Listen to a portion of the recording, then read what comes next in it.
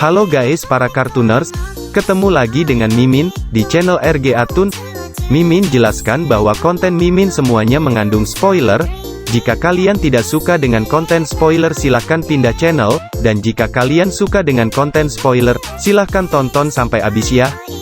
Sebelum lanjut ke alur ceritanya, alangkah baiknya teman-teman jauhkan jarak mata kalian dengan layar handphone sekitar 40 cm, dan cari tempat untuk rebahan senyaman mungkin. Oke, jika sudah, kita intro dulu guys.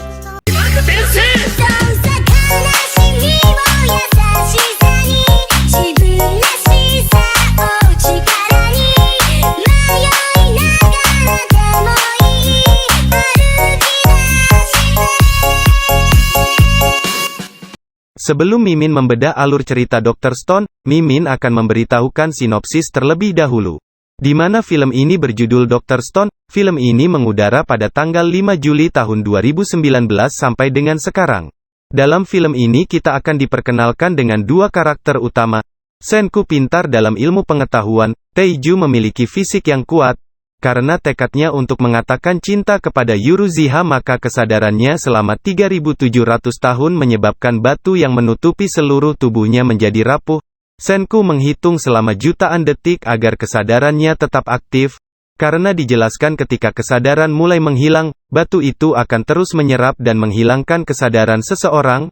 Mereka berdua kemudian memutuskan untuk membangun kembali peradaban manusia, mencari tahu tentang fenomena yang telah menyebabkan mereka menjadi batu dan mencari tahu bagaimana mengubah mereka yang telah menjadi batu agar bisa kembali menjadi manusia. Di akhir episode mereka akhirnya menemukan caranya. Meski cerita ini fiksi, namun penjelasan yang disampaikan di anime Dr. Stone ini sesuai dengan penjelasan secara ilmiah. Banyak hal dan pengetahuan yang bisa kita dapatkan, selain menghibur, tontonan yang edukatif sangatlah berguna. Manga Dr. Stone mendapatkan penghargaan sebagai manga shounen terbaik pada tahun 2018. Yes, anime ini sangat direkomendasikan. Oke, langsung saja kita bedah alur ceritanya Dr. Stone episode 1. Di awal scene kita diperlihatkan, umat manusia di seluruh bumi telah menjadi batu. Scene pun langsung berpindah ke karakter utama yaitu Taiju yang menghampiri ruangan penelitian untuk bertemu Senku. Di sini Taiju memasuki ruang penelitian dengan berteriak. Si Taiju memberitahukan kepada Senku, bahwa dia ingin memberitahukan isi hatinya kepada Uchiha, di mana dia sudah memendam isi hati Nia ini selama 5 tahun. Senku pun pastinya mendukung niat temannya. Tetapi Senku tidak memberitahu Taiju bahwa dia benar-benar mendukung niatnya Taiju. Senku pun mengeluarkan ramuan cintanya untuk Taiju, di mana ramuan itu berkhasiat menambahkan kecepatan cinta, pada pandangan pertama. Setelah ramuan itu diberikan kepada Taiju, Taiju malah membuang ramuan tersebut. Di sini Taiju berterima kasih kepada Senku, akan tetapi Taiju tidak mau menggunakan cara licik.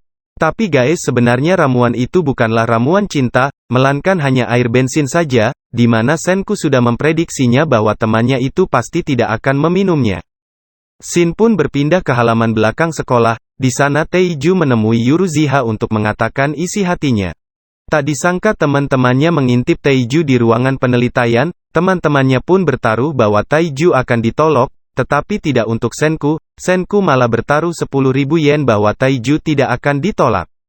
Tapi di sini Taiju masih takut untuk mengatakannya, dikarenakan sangat takut, begitu mengutarakan isi hatinya, apakah nanti hasilnya bisa berteman lagi dengan Uchiha. Di saat ingin mengutarakan isi hatinya, tiba-tiba muncul cahaya hijau yang menyinari seluruh bumi. Di sini Taiju ingin melindungi Uchiha dari cahaya hijau tersebut, akan tetapi Taiju menjadi batu. Bukan hanya Taiju tapi seluruh umat manusia di muka bumi pun menjadi batu, tetapi tidak untuk hewan. Meskipun umat manusia menjadi batu, jiwanya tetap hidup. Taiju pun masih tetap bisa berpikir walaupun raganya menjadi batu. Dan sejak terjadinya cahaya hijau yang menyinari muka bumi, berapa puluh tahun berlalu, beberapa ratus tahun, beberapa ribuan tahun, Taiju masih tetap berpikir untuk mengutarakan isi hatinya ke Uchiha. Scene pun berpindah di mana Taiju berada di dalam gua. Tidak lama, batu di kepala Taiju retak, kemudian Taiju pun bangkit kembali dengan menghancurkan batu yang menyelimuti tubuhnya. Di sini Taiju sangat terheran dengan keadaan muka bumi sekarang. Taiju berpikir entah sudah berapa lama dia menjadi batu. Tidak lama, Taiju mengingat masa lalunya, di saat sebelum kemunculan cahaya hijau itu, di mana Taiju menemukan burung walet yang menjadi batu. Taiju berpikir bahwa walet itu terkena penyakit unggas yang kulitnya menjadi keras. Taiju pun membawa burung walet tersebut ke rumah sakit hewan, dan bertemu Yuzuriha, di mana Yuzuriha beranggapan burung tersebut hanyalah ukiran belaka.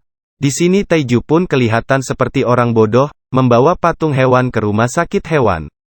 Akan tetapi, ternyata Yuzuriha pun beranggapan sama seperti Taiju, mereka berdua membawa burung walet batu itu ke rumah sakit hewan. Disinilah Taiju makin benar-benar ingin mengatakan isi hatinya yang telah lama terpendam. Scene pun berpindah di mana Taiju pergi ke pohon yang terakhir kalinya, di mana pohon itu ada Yuzuriha yang sudah menjadi batu juga. Taiju pun sangat senang, dikarenakan Yuzuriha masih ada di pohon tersebut, dan pastinya Yuzuriha masih hidup.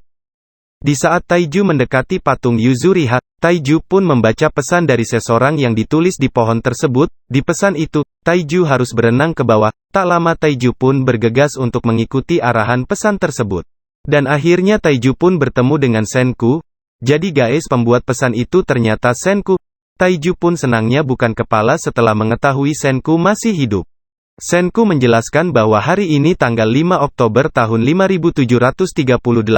Di sini Senku pun menjelaskan bahwa dia sudah tersadar setengah tahun yang lalu, dan sudah memulai pekerjaannya di dunia sekarang. Taiju pun sangat bingung kenapa Senku bisa tahu harinya sedetail itu. Senku pun menjawab dengan menghitungnya, meskipun Senku menjadi batu, akan tetapi dia masih bisa menghitung dan berpikir. Tidak lama kemudian, Senku dan Taiju sudah sampai di kediaman Senku, di mana kediaman itu adalah rumah pohon yang dibuat oleh Senku sendiri. Setelah kebangkitan Senku, selama 6 bulan tersebut, Senku sudah membuat rumah pohon, persediaan makanan, senjata, di mana senjata itu tombak. Dengan bergabungnya Taiju, mereka pun membagi pekerjaan sehari-harinya untuk bertahan hidup. Tugas yang menggunakan pikiran diserahkan kepada Senku, sedangkan untuk pekerjaan mengandalkan tenaga otot, Taijulah yang melakukannya. Dikarenakan di dunia ini hanya ada Senku dan Taiju, Senku pun berpikir untuk merampas kembali dunia ini dengan sains, memecahkan sebab akibat zaman batu dan hidup kembali. Mereka berdua berpikir bahwa mereka adalah anak SMA yang harus memulai dari nol menciptakan peradaban baru. Scene pun berpindah di pagi hari, di mana Taiju sangat bersemangat untuk mengumpulkan bahan makanan mereka. Akan tetapi Senku memilah kembali hasil makanan yang dikumpulkan Taiju, dikarenakan Taiju tidak bisa membedakan yang mana makanan beracun dan tidak beracun. Tak lama mereka pun membakar makanannya. Di sini Taiju sangat senang karena masakannya enak. Senku menjelaskannya bahwa bumbunya hanya menggunakan air laut yang diambil garamnya saja. Taiju pun sangat berterima kasih kepada Senku, karena Senku selama ini sudah menghabiskan begitu banyak waktu untuk memikirkan ini semua. Taiju pun bersemangat untuk bergegas mencari persediaan makanan kembali. Tak lama Taiju pun memasuki goa, di mana goa tersebut tempatnya Taiju kembali menjadi manusia. Di goa tersebut Senku menaruh cangkir untuk menampung kotoran kelelawar yang tercampur dengan air, dan menjadi asam nitrat.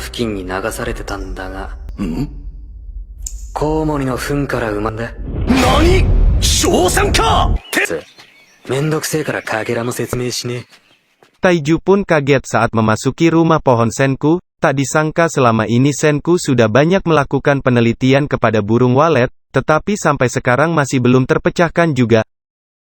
Senku pun berpikir, jika saja di dunia ini ada bir, Senku bisa menambahkan bir itu ke asam nitrat, di mana bir itu mengandung alkohol. Senku menjelaskan jika asam nitrat ditambah etanol, maka akan mendapatkan keasaman dari bir, dan akan menjadi formalin yang sering digunakan oleh industri. Taiju pun teringat kata-kata Senku tentang bir. Taiju pun menyodorkan buah anggur kepada Senku. Senku pun tersenyum dan memuji Taiju. Mereka berdua pun segera mengumpulkan anggur, dan memisahkan buahnya dengan tangkainya. Senku pun menjelaskan bahwa membuat bir sangatlah mudah, hanya menghancurkan anggur atau kismis dalam wadah, lalu setiap hari diaduk begitu saja. Setelah 3 minggu, hasil dari pembuat bir itu dicoba oleh Senku, namun hasilnya belum memuaskan, masih jauh dari target yang diinginkan oleh Senku. Untuk mendapatkan hasil yang bagus mereka harus lebih bekerja keras lagi, dikarenakan masih ada proses selanjutnya, di mana proses itu bernama proses pembuatan brandy atau disebut juga penyulingan. Proses penyulingan itu adalah memanaskan dan mendinginkan anggur kemudian mengembunkannya, agar meningkatkan kekentalan kadar alkoholnya. Dan akhirnya proses penyulingan pun dimulai. Mereka memasak menggunakan tembikar untuk penyulingan, akan tetapi tembikar itu malah bocor dan hancur, mengakibatkan semua anggur tumpah. Hari demi hari mereka lalui untuk menguji coba penyulingan tersebut, dan akhirnya mereka pun berhasil membuat ramuan. Uji coba pun dilakukan kepada burung walet, dan hasilnya burung walet tersebut bisa hidup kembali. Di sini Senku sangat senang karena sains bisa mengalahkan sihir. Episode pertama pun berakhir di sini. Mau nonton kelanjutannya? Terus pantengin channel RGA Toon, dan terus berlangganan gratis di channel ini dengan cara subscribe, like, komen, dan share ke media sosial yang teman-teman punya. Kalau gitu Mimin pamit ya, sampai jumpa di konten selanjutnya.